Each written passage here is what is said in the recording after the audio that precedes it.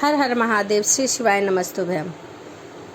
कल की वीडियो में कथा के माध्यम से मैंने आपको बताया कि शिवजी गौरा को ब्याहने के लिए बारात लेके जा रहे हैं और वो कितने उत्साहुक हैं।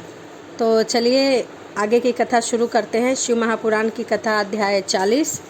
भगवान शिव का बारात लेकर हिमालयपुरी की ओर प्रस्थान। ब्रह्मा जी कहते हैं, हे मुने, इसके पश्चात भगवान शंभु, नंदी आदि सब गणों के साथ हिमाचल पुत्री को ब्याहने के लिए प्रसन्नतापूर्वक आज्ञा देते हुए कहा, तुम लोग थोड़े से गणों को यहाँ रहकर शेष सभी गण मेरे साथ बड़े उत्साह और आनंद से युक्त होकर गिरिजा हिमालय को चलो, नगर को चलो। फिर तो भगवान की आज्ञा पाकर गणेश्वर, शंखकर्ण, केकराक्ष, विकृत, विशाल परिजात, कुंडक, आवेशक, सनादक, पिंपलत, चंद्रतापन, काल, कालक, महाकाल, अग्नि, अग्निमुख, घनावह, यह सभी वीरभद्र अपने असंख्य कोटि कोटि गणों तथा भूतों को साथ लेकर चले। नंदी आदि गणराज असंख्य गणों से घिरे तथा क्षेत्रपाल और भैरव की कोटि कोटि गणों को लेकर उत्साह मनाते हुए प्रेम और उत्साह के साथ बारात लेकर चले। वह सब सहस्त्र हाथों से सिर पर जटा, मुकुट, सुमंत्र युक्त धारण किए थे। उन सबके मस्तक पर चंद्रमा और गले में नील चिन्ह थे तथा वे सब के सब त्रिनेधारी थे। उन सबके रुद्राक्ष के आभूषण पहन रखे थे। सभी उत्तम भस्म धारण किए हुए थे और हार, कुंडल, केयूर तथा मुकुट आदि से अलंकृत थे। इस प्रकार देवताओं तथा दूसरे गणों के साथ भगवान शंकर अपने विवाह के लिए हिमालय नगरी की ओर चले।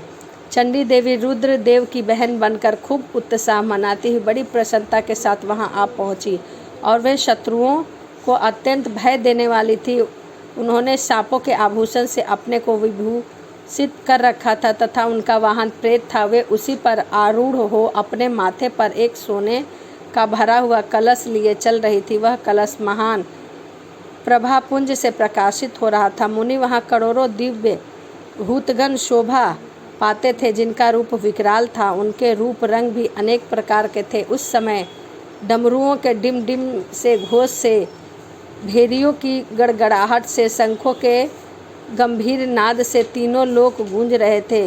दुंदुभियों की ध्वनि से महान कोलाहल हो रहा था।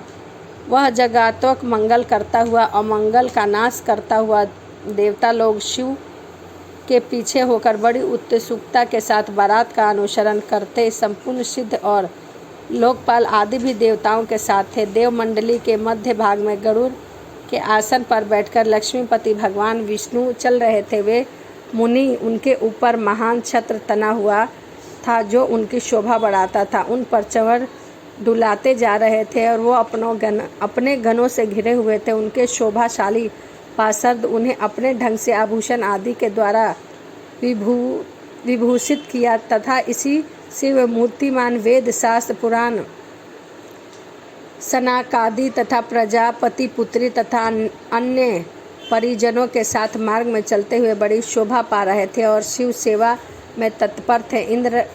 इंद्र राज भी नाना प्रकार के आभूषणों से विभुक्त होकर ऐरावत पर चढ़कर आरूढ़ होकर अपनी सेनाओं के बीच चल रहे थे, अत्यंत सुशोभित हो रहे थे।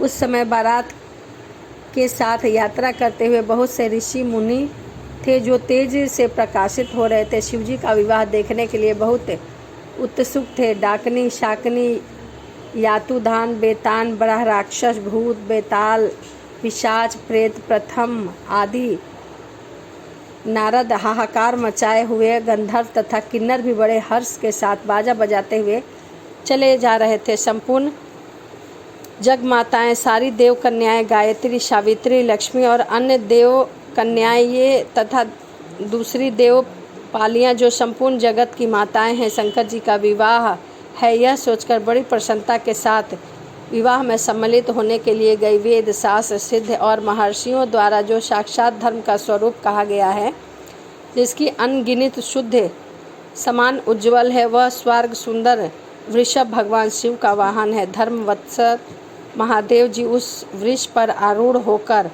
सबके साथ यात्रा करते हुए बड़ी शोभा पा रहे हैं। देवर्षियों के समुदाय उनकी सेवा में उपस्थित थे, उन सब देवताओं तथा महर्षि ने एकजुट होकर समुदाय में महेश्वर की बड़ी शोभा हो रही थी। उनका बहुत श्रृंगार किया गया था। वे शिवा का पानी ग्रहण करने के लिए हिमालय के भवन को जा रहे थे। हे नारद, इस प्रकार बारात की यात्रा संबंधी उत्तम उत्साह से युक्त शंभु का चरित्र कहा गया है। अब हिमालय नगर में जो सुंदर घटित हुआ उसे अगले अध्याय में सुनो। शिव महापुराण की कथा अध्याय 40 से ही समाप्त होता है। बाकी की कथा 41वां अध्याय में मैं आपको कल सुनाऊंगी। इसी के साथ चलिए मिलते हैं अगली वीडियो में। और अभी तक आपने यदि मेरे चैनल को सब्सक्राइब नहीं किया है तो प्लीज़ मेरे चैनल को सब्सक्राइब कर लीजिए।